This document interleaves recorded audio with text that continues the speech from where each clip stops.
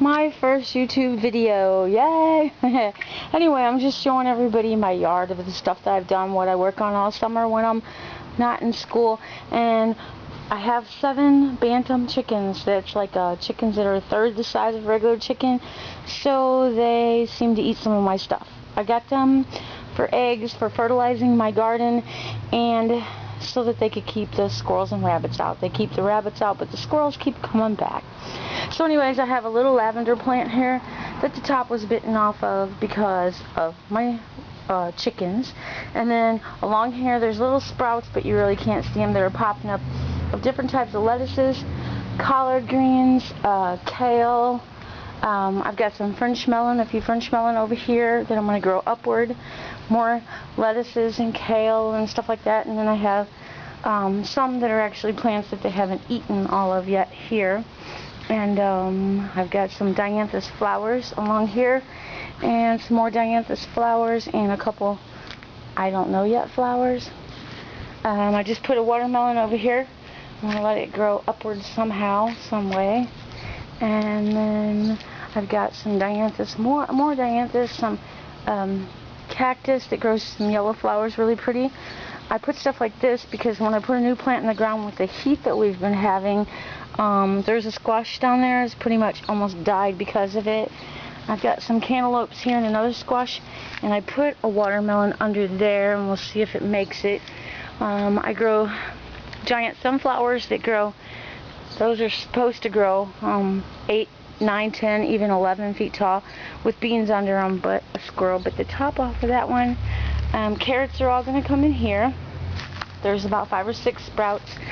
These flowers, these 3 together, they are what you call lemon yellows. They grow about 7 or 8 feet tall.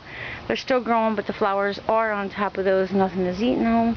And this is all my tomatoes, which I was going to do the weaving where you, instead of stake them, but I started out staking them.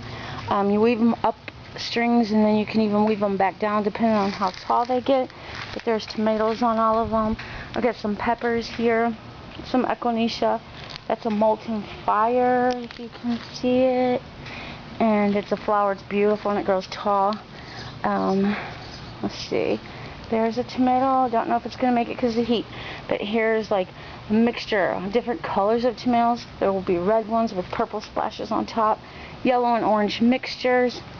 All different types of tomatoes. I don't even know how many types of tomato seeds that I have now. Here's some hot peppers and another hot pepper. There's some more dianthus.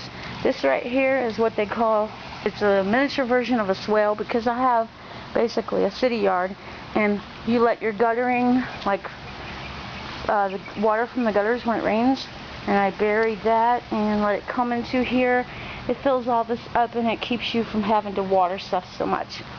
Here's some green peppers, 3 of those, and some basil, and then I've got carrots. I try to plant those mostly because of my daughter loves them so much, and I love her so much. And there's like some more of the tomatoes, but this is a mulberry tree because I rent. I keep them in pots. This is a dwarf lemon tree, and this is a dwarf key lime. There's another cherry tomato with some more colors of dianthus and some peppermint. I've got rosemary. I've got 3 sage bushes. One's big. More rosemary. There's a big one. More carrots coming in different spots.